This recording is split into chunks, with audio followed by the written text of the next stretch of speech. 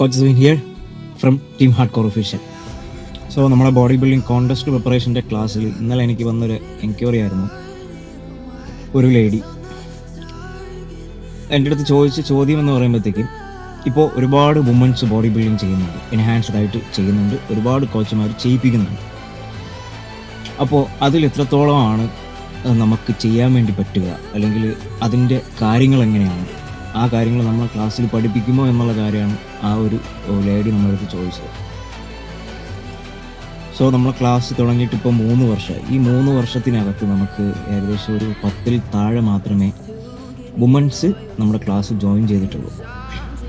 ഈ ക്ലാസ്സിനകത്ത് ഒരിക്കലും ഞാൻ വുമൻസിൻ്റെ കാര്യങ്ങൾ മെൻഷൻ ചെയ്തിട്ടില്ല എന്നുള്ളതാണ് കാര്യം. ഞാൻ ആ ലേഡിയുടെ അടുത്ത് കാര്യങ്ങൾ പറഞ്ഞ് മനസ്സിലാക്കി കൊടുത്തിട്ടുണ്ട്. അപ്പോൾ നമ്മുടെ നാട്ടിൽ ചെയ്യുന്ന women's body building enhanced athletes അവർ ചെയ്യുന്നത് കംപ്ലീറ്റ്ലി റോങ് രീതിയിലായിരിക്കും മേ ബി. കാരണം ഇത് പറയാനുള്ള കാരണം എന്ന് പറയുമ്പോഴത്തേക്കും, നമ്മൾ അവർക്ക് ചെയ്തു കൊടുക്കേണ്ടതായിട്ടുള്ളതും ശ്രദ്ധിക്കേണ്ടതുമായിട്ടുള്ള ഒരുപാട് കാര്യങ്ങൾ ഉണ്ട്. ഞാനൊരു 10-50 ക്ലയൻസിനെ ട്രെയിൻ ചെയ്യിപ്പിച്ചു അല്ലെങ്കിൽ ട്രാൻസ്ഫോർമേഷൻ ചെയ്യിപ്പിച്ചു എന്നുള്ളത് ആ ഒരു ഭാഗത്തോട്ട് നോക്കുമ്പോൾ ഇന്ന് വരെ ആരെയും ഒരു ലേഡി ക്ലയൻസിനെ ഞാൻ എടുത്തിട്ടില്ല. ഒരുപാട് എൻക്വയറീസ് വന്നിട്ടുണ്ട്, എങ്കിലും ഞാൻ എടുക്കാൻ വേണ്ടിയിട്ട് തയ്യാറായിട്ടില്ല. അതിനുള്ള കാരണങ്ങൾ ഞാൻ ഡീറ്റെയിൽ ആയിട്ട് ഞാൻ പറഞ്ഞുതരാം.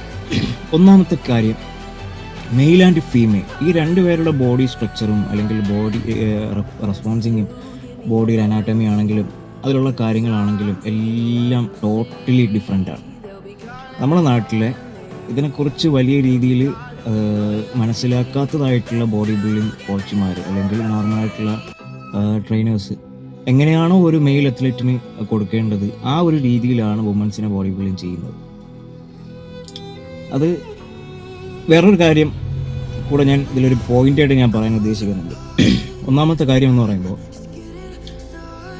ഈ വരുന്ന ഈ വുമൺ അത്ലറ്റ് എന്ന് നമുക്ക് പറയാം, ഈ വരുന്ന വുമൺ അത്ലറ്റ് എന്ന് പറയുന്നത് ഇത് എന്താണെന്ന് അറിയാനുള്ള ആവേശമുണ്ടോ, അല്ലെങ്കിൽ ഇതെന്താണെന്ന് മനസ്സിലാക്കേണ്ട ആവശ്യമുണ്ടോ, അല്ലെങ്കിൽ ഒരു തവണയെങ്കിലും അറ്റൻഡ് ചെയ്യണമെന്നുള്ള ആഗ്രഹമുണ്ടോ വരുന്നൊരു വ്യക്തിയായിരിക്കും.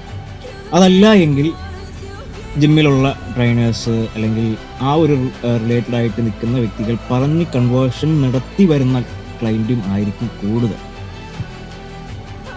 അവരൊരിക്കലും നമുക്കൊരു 100-ൽ 1 എന്ന് വേണമെങ്കിൽ വിളിക്കാം. സീരിയസ്ഡ് ആയിട്ട് ഇനി എൻ്റെ പ്രൊഫഷൻ, ഇനി എൻ്റെ കരിയർ ഫുള്ളായിട്ട് ഞാൻ ബോഡി ബിൽഡിങ്ങിനെയാണ് ഡിപ്പെൻഡ് ചെയ്യുന്നത് എന്നുള്ളൊരു രീതിയിലോട്ട് 100-ൽ 1 വേണമെങ്കിൽ നമുക്ക് വിളിക്കാം. അങ്ങനെ മാത്രമേ വരത്തുള്ളൂ ഒരു ക്ലയൻറ്റ് എങ്കിലും. അപ്പോൾ ഇതിൽ നമ്മൾ മനസ്സിലാക്കേണ്ട കാര്യമെന്ന് പറയുമ്പോഴത്തേക്കും, ഒരുപാട് ഹോർമോണൽ ചേഞ്ചസും ഒരുപാട് ബോഡി മെക്കാനിസത്തിന് ടോട്ടലി ഡിഫറെൻ്റ് ആകുന്ന രീതിയിലോട്ടെല്ലാം അവരെ നമ്മൾ കൊണ്ടുപോകും. നമ്മളൊരു ജിമ്മിൻ്റെ പേരിന് വേണ്ടിയിട്ടോ അല്ലെങ്കിൽ ഒരു കോച്ചിൻ്റെ പേരിന് വേണ്ടിയിട്ടോ അല്ലെങ്കിൽ ജസ്റ്റ് ഒരു പബ്ലിസിറ്റിക്ക് വേണ്ടിയിട്ടോ നമ്മളൊരു വുമൻസിനെ എൻഹാൻസ്ഡ് ആയിട്ട് എങ്ങനെയാണോ ഒരു മെയിൽ എന്നുള്ള ഒരാളെ ചെയ്യിപ്പിക്കുന്നത് അതുപോലെ തന്നെ വുമൻസിനെ ചെയ്യിപ്പിച്ചു കഴിഞ്ഞാൽ അവിടെ ഫ്യൂച്ചർ തന്നെ പ്രശ്നത്തിലോട്ടാവുന്നൊരവസ്ഥ വരും. അപ്പോൾ നമ്മളത് മനസ്സിലാക്കുക എന്ന ഒന്നാമത്തെ കാര്യം. രണ്ടാമത്തെ കാര്യം എന്ന് പറയുമ്പോഴത്തേക്ക്, ഒന്നാമത് വുമൻസ് എന്ന് പറയുന്നത് ഇമോഷണലി ഒരുപാട് അറ്റാച്ച്ഡ് ആയിരിക്കും പല കാര്യത്തിൽ.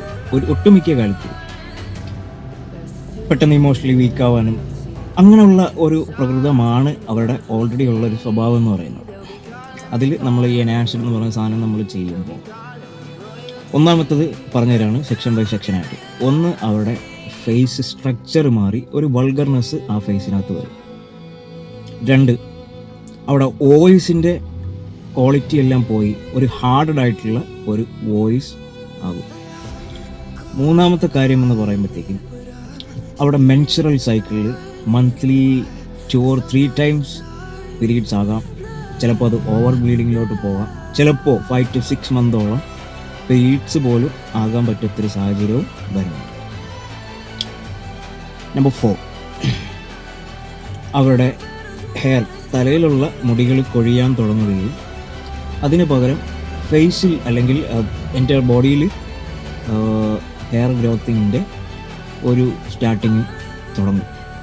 നമ്പർ 5, ഒരുപാട് നാളുകൾ ചെയ്തു വരുന്നതിനനുസരിച്ചിട്ടാണെന്നുണ്ടെങ്കിൽ അവിടെ അപ്പർ ചെസ്റ്റിൻ്റെ ഭാഗത്ത് നിന്നും അവരുടെ ബ്രസ്റ്റ് ഏകദേശം കുറഞ്ഞ് ലോവർ ചെസ്റ്റിൻ്റെ ഭാഗത്തായിട്ട് ഒരു ചെറിയ രീതിയിൽ ഡെപ്പോസിറ്റഡ് ആവും. നിങ്ങൾ പ്രോ ക്ലാസിക് ഒക്കെ ചെയ്യുന്ന വുമൻസ് ബോഡി ബിൽഡേഴ്സിനെ നോക്കിക്കഴിഞ്ഞാൽ നിങ്ങൾക്ക് മനസ്സിലാവും. ഈ ഭാഗത്തെല്ലാം മസിലുകൾ മാത്രമായിരിക്കും. ഏറ്റവും ലോവർ ചെസ്റ്റിൻ്റെ ഭാഗത്തായിട്ടായിരിക്കും ഇതിൻ്റെ ബ്രസ്റ്റിൻ്റെ ഡെപ്പോസിറ്റേഷൻ വരുന്നത്. നമ്പർ 5 or 6 വളരെ മെയിനായിട്ടുള്ളൊരു സംഭവമാണ്.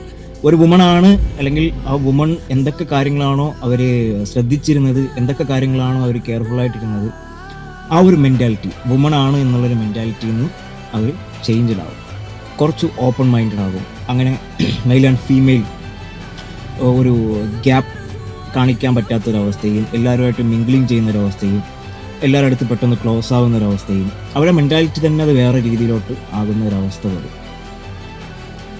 പിന്നെ അതുപോലെ തന്നെ പ്രിപ്പറേഷൻ ചെയ്യുന്നതിന് മുമ്പേ അത്യാവശ്യം കുഴപ്പമില്ലാത്തൊരു ബോഡി ആയിട്ടുള്ള ഒരു വ്യക്തിയാണ് എന്നുണ്ടെങ്കിൽ പ്രിപ്പറേഷൻ കഴിഞ്ഞ് അവർ നിർത്തുന്ന ഒരു സാഹചര്യം വന്നു കഴിഞ്ഞാൽ ടോട്ടലി അവരുടെ ഫ്രെയിം ഫുള്ളായിട്ട് മാറുന്ന ഒരവസ്ഥ വരും.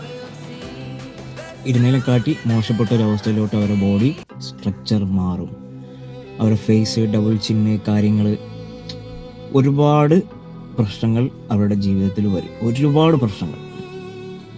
പിന്നെ അവരറിയാലോ, ഞാൻ നേരത്തെ പറഞ്ഞ പോലെ അവർ മെൻ്റലി വല്ലാത്ത രീതിയിൽ കണക്റ്റഡ് ആകുന്ന ഒരാളാണ്. അപ്പോൾ അവർക്ക് അവരുടെ ശരീരത്തിലുള്ള ഈ ബുദ്ധിമുട്ടുകൾ അവർ മനസ്സിലാക്കി തുടങ്ങിക്കഴിഞ്ഞാൽ അവരുടെ ഫ്യൂച്ചറിനെ തന്നെ അത് നല്ല രീതിയിൽ ബാധിക്കുന്ന ഒരവസ്ഥ വരും. പിന്നെ വേറൊരു കാര്യം, പിന്നെ എങ്ങനെയാണ് വുമൻസ് ബോഡി ബിൽഡിംഗ് ചെയ്യുന്നത് എന്നുള്ള കാര്യം ചോദിച്ചു കഴിഞ്ഞാൽ, നമ്മുടെ നാട്ടിൽ അതിൻ്റെ അവൈലബിലിറ്റി ഓഫ് പ്രോഡക്ട്സ് ഉണ്ടോ എന്നുള്ള കാര്യം പോലും ഡൗട്ടാണ്. ഇനിയിപ്പോൾ ഉണ്ട് എന്ന് പറഞ്ഞ് ഇറക്കിയിരുന്നാലും സോ അതിൽ എത്രമാത്രം ആണ് സത്യമുള്ളത്, അല്ലെങ്കിൽ എത്രമാത്രമാണ് ജെന്യൂനിറ്റി ഉള്ളതെന്നുള്ള കാര്യം നമുക്കൊന്നും ഉറപ്പിച്ച് പറയാൻ വേണ്ടി പറ്റില്ല. സോ USA പോലുള്ള ഔട്ട്സൈഡ് കൺട്രീസിൽ വുമൻസിനെ മാത്രം കാറ്റഗറൈസ് ചെയ്യുന്ന അനാബോളിക്സ് ആണെങ്കിലും പെപ്റ്റൈഡ്സ് ആണെങ്കിലും അവൈലബിൾ ആയിട്ടുണ്ട്. സോ അവർക്ക് അതിൻ്റെതായിട്ടുള്ള ഒരുപാട് ടെക്നിക്സ് ഉണ്ട്. ആ ഒരു രീതിയിലാണ് വുമൻസിനെ അവർ ഒരു പരിധി വരെ ചെയ്യിക്കുന്നത്. അവിടെ ആ ഒരു സ്ത്രീത്വം എന്ന് പറയുന്ന ഒരു സാധനം കളയാത്ത രീതിയിൽ ചെയ്യിപ്പിക്കുന്നതായിട്ടുള്ള സംഭവങ്ങൾ ഒരുപാട് അവൈലബിൾ ആണ്. പക്ഷെ നമ്മുടെ നാട്ടിൽ ഉണ്ടോ എന്നുള്ള കാര്യം എനിക്ക് പേഴ്സണലി എനിക്കറിയില്ല. പക്ഷേ ഉണ്ട് എങ്കിൽ അത് എത്രത്തോളം ജെന്യൂനിറ്റി ആണ് എന്നുള്ള കാര്യം നമ്മളത് ചിന്തിക്കേണ്ട ഒരു കാര്യമാണ്. സോ അതുകൊണ്ട് ഒരു ട്രെയിനർമാരും ഒരു കോച്ചുമാരും നമ്മളെ ജിമ്മിൻ്റെ പേരിന് വേണ്ടിയിട്ടോ നമ്മളെ പേരിന് വേണ്ടിയിട്ടോ ഒരു വുമൺ അത്ലറ്റിനെയും നമ്മളിതിലോട്ട് വലിച്ച് ഇടരുത്. പിന്നെ നമുക്ക് എന്താണ്, എങ്ങനെ ചെയ്യാൻ വേണ്ടി പറ്റും? കുറച്ച് ഐറ്റംസ്, സാധനങ്ങൾ വളരെ ലോ ഡോസേജിൽ നമുക്ക് ചെയ്യാൻ പറ്റും എന്നുള്ള കാര്യം നമുക്കൊരു സൈഡ്. പിന്നെ വേറൊരു കാര്യം, നമുക്ക് ഇപ്പോൾ ഇത് ചെയ്തുകൊണ്ട് നിൽക്കുന്ന സമയത്ത് നിങ്ങൾക്ക് എന്തെങ്കിലും ഒരു ബുദ്ധിമുട്ട് സ്റ്റാർട്ട് ചെയ്യുകയാണെന്നുണ്ടെങ്കിൽ നിങ്ങൾക്ക് ആ ഒരു സംഭവം അവിടെ വെച്ച് സ്റ്റോപ്പ് ചെയ്യുക എന്നുള്ള കാര്യമാണ്. പിന്നെ അതുപോലെ തന്നെ വേറെ കുറച്ച് ആൾക്കാർ ചോദിക്കുന്നത് വുമൻസിന് PCT സൈക്കിൾ ഉണ്ടോ? സത്യം പറഞ്ഞു കഴിഞ്ഞാൽ PCT എന്ന് പറയുന്ന ഒരു പ്രോട്ടോകോൾസ് വുമൻസിന് ഇല്ല എന്നുള്ളതാണ് ഒന്നാമത്തെ കാര്യം. അപ്പോൾ നമ്മൾ ഈ കാര്യങ്ങളെല്ലാം നമ്മൾ കണക്കിലെടുത്തിട്ട് വേണം ചെയ്യാനാണെങ്കിലും ചെയ്യിപ്പിക്കാനാണെങ്കിലും നിൽക്കേണ്ടത്. പിന്നെ ഒരുപാട് ആൾക്കാർ ചിലപ്പോൾ തോന്നാം ഒരു തവണ ചെയ്തുകൊണ്ട് എന്താണ് പ്രശ്നം. ചിലപ്പോൾ ചെയ്തു കഴിഞ്ഞാൽ പ്രശ്നം കാണിക്കാത്ത ആൾക്കാരുണ്ടാവും. ചിലപ്പോൾ ചെയ്ത് സ്റ്റാർട്ട് ചെയ്യുമ്പോൾ തന്നെ പ്രശ്നങ്ങൾ ഉണ്ടാകുന്ന ആൾക്കാരുണ്ടാവും. ഇനിയിപ്പോൾ എൻ്റെ ലൈഫ് ഇതാണ്, എൻ്റെ എല്ലാ കാര്യങ്ങളും, അല്ലെങ്കിൽ എൻ്റെ ഈ ലൈഫ് മുഴുവനായിട്ട് എൻ്റെ ബോഡി ബിൽഡിങ്ങിന് വേണ്ടിയിട്ടാണ് ഞാൻ സ്പെൻഡ് ചെയ്യുന്നത്, എനിക്ക് അതുമായിട്ട് യാതൊരു പ്രശ്നമില്ല എന്നൊക്കെ തോന്നുന്ന ഒരാളായിട്ട് വരുന്നുണ്ടെങ്കിൽ ഓഫ്കോഴ്സ് നമുക്കത് വേറൊന്നും നോക്കാനില്ല. പക്ഷെ അത് നമ്മൾ ചിന്തിച്ച് മനസ്സിലാക്കിയിട്ട് ചെയ്യുക എന്നുള്ളൊരു കാര്യം മാത്രമാണ്. ഭൂരിഭാഗം വുമൺ അത്ലറ്റ്സും ജസ്റ്റ് ഒരു പാർട്ടിസിപ്പേഷൻ, അല്ലെങ്കിൽ എന്താണെന്ന് മനസ്സിലാക്കാൻ വേണ്ടിയിട്ടോ, അല്ലെങ്കിൽ ഒരു ട്രാൻസ്ഫോർമേഷൻ ജേണി ആയിട്ടോ, അല്ലെങ്കിൽ ആരെങ്കിലും കൺവേർഷൻ ചെയ്യുന്നത് ഡിപ്പെൻഡ് ചെയ്തിട്ടൊക്കെ ആയിരിക്കും ഒരുപാട് ആൾക്കാർ ഇതിൽ വന്നിട്ടുണ്ടാവുക എന്നുള്ള കാര്യം നമ്മൾ മനസ്സിലാക്കുക. ഓക്കെ, അപ്പോൾ വുമൻസിന് ചെയ്യാൻ പറ്റുന്നതായിട്ടുള്ള കുറച്ച് സാധനങ്ങൾ നമുക്ക് എങ്ങനെ ആഡ് ചെയ്യാം എന്നുള്ള കാര്യങ്ങൾ മനസ്സിലാക്കാനും അറിയണമെന്നുണ്ടെങ്കിൽ വലിയൊരു സംഭവമായിട്ട് നിങ്ങൾ കരുതേണ്ട, വളരെ ചെറിയ ഒരു മാന്യമായിട്ടുള്ള രീതിയിൽ എങ്ങനെ കൊടുക്കാം എന്നുള്ള കാര്യങ്ങൾ അറിയണമെന്നുണ്ടെങ്കിൽ എനിക്ക് DM ചെയ്യുക. എന്നെക്കൊണ്ട് പറ്റുന്ന രീതിയിൽ ഒരു അവയർനെസ് ആയിട്ടുള്ള സാധനം ഞാൻ പറഞ്ഞുതരാം. അത് മിസ്യൂസ് ചെയ്യാൻ പറ്റാത്ത രീതിയിലുള്ള ഒരു വളരെ ബേസ്. ഇനിയിപ്പോൾ വുമൻ ബോഡി ബിൽഡിംഗ് ചെയ്യാൻ ഉദ്ദേശിക്കുന്ന ഒരു വ്യക്തിയാണെന്നുണ്ടെങ്കിൽ അവർ കുറച്ച് ടൈം എടുത്ത് അവർ നല്ല രീതിയിൽ പ്രാക്ടീസിങ് ചെയ്യുക. ഒരു കുറച്ച് ലോങ് ടൈമിൽ ചെയ്യാൻ വേണ്ടി ശ്രദ്ധിക്കുക. എടുപിടിയെന്ന് നമ്മൾ മെൻസിന് ചെയ്യുന്നത് പോലെ ചെയ്യാൻ ആഗ്രഹിച്ച് വരുമ്പോൾ അവർക്ക് ഒരുപാട് പ്രശ്നത്തിലോട്ടത് പോകും.